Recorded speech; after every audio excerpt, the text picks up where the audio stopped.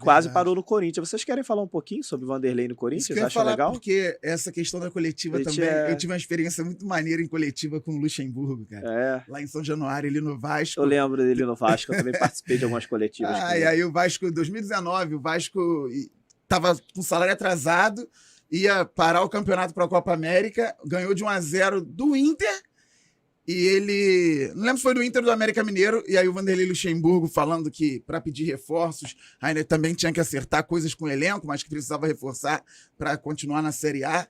Aí eu perguntei para ele: Vanderlei, você fala em reforços, mas você pensa num time mais reativo ou em reforços mais experientes ou alguma... Fui perguntando assim, aí quando entregaram o microfone para ele, aí ele: ué, você falou do mais reativo, mas esqueceu do mais propositivo? Posso trazer também jogadores mais propositivos? Aí eu: não, eu tô falando só, eu sem microfone, tô falando só para você mesmo responder, tá? Aí fiz assim, ele ficou lá brincando comigo, trocou ideia e me respondeu muito bem. Outra cobra da bola, que no auge, eu sou o mais velho daqui, galera, eu sou 10 anos mais velho que o Matheus, uns 6 anos mais velho que o Grachier, e no auge foi o melhor técnico que eu vi no futebol brasileiro, que ele fazia era brincadeira.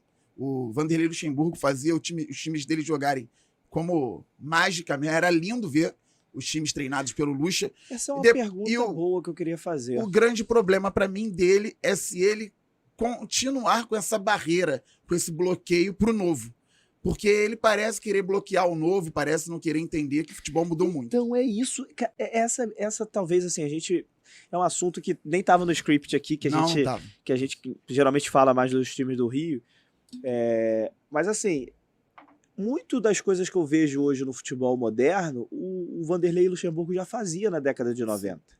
Mas aí, para criticar ou então para rejeitar um nome do Luxemburgo, geralmente a gente encontra essa frase, que ele rejeita o novo, ou então que ele não se modernizou, ou então que ele faz parte da velha escola.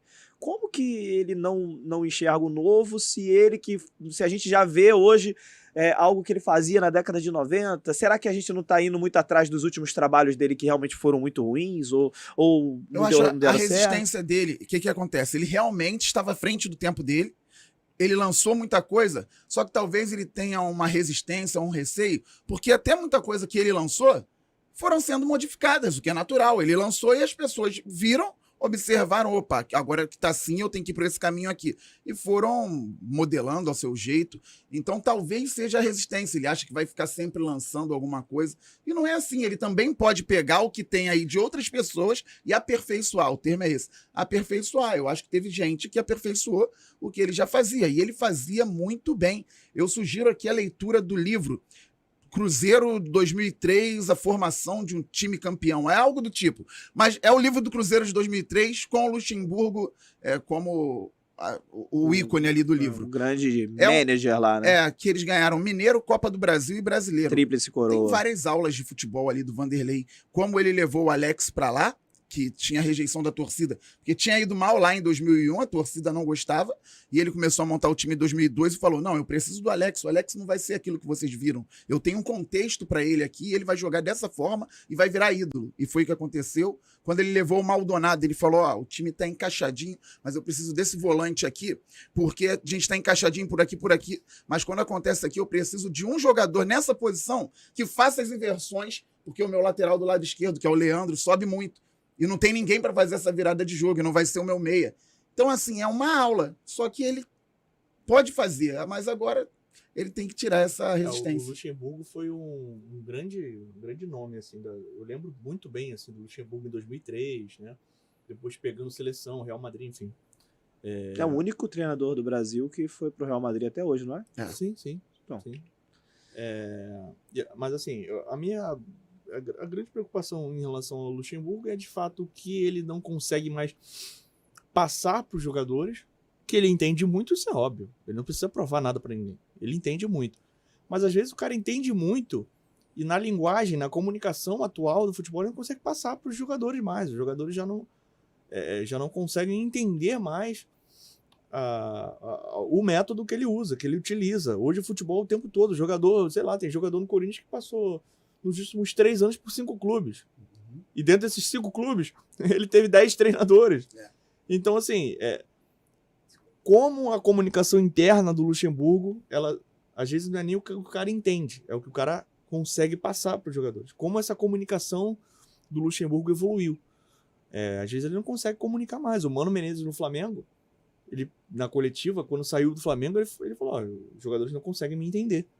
Eu não consigo mais influenciar os jogadores porque eles não conseguem me entender. E acontece muito. A gente já levantou aqui